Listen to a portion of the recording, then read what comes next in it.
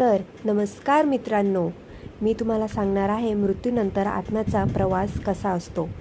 त्याआधी हे श्रद्धा व धर्मग्रंथावर आधारित आहे, शास्त्रीय नाही.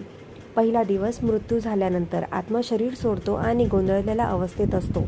त्याला आपले घर, कुटुंब, नातेवाईक यांची ओढ वाटते. म्हणून म्हणतात की आत्मा 24 तासात घरी येतो.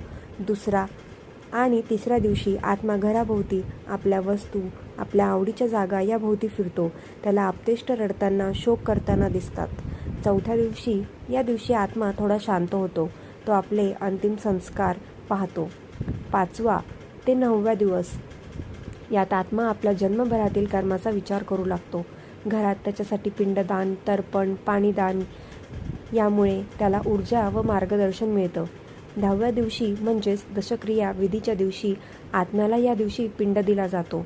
यामुळे त्याचं सूक्ष्म शरीर तयार होऊन तो पुढच्या प्रवासाला सज्ज होतो. हा दिवस आत्म्याला गृहत्यागाची सुरुवात मानला जातो. 11वा व 12वा दिवस यात आत्मा पूर्वजांच्या म्हणजेच पितरांच्या लोकात जाण्याची तयारी करतो. या दिवशी केलेल्या कर्मकांडामुळे त्याला आपला मार्ग सापडतो. 13व्या दिवशी म्हणजेच कर्मकांडाचा शेवट या दिवशी आत्मा कुटुंबाला आशीर्वाद देतो आणि आपल्या प्रवासाला निघतो. कुटुंबातील लोक शुद्धीकरण करतात व हळूहळू सामान्य जीवनात परत येतात.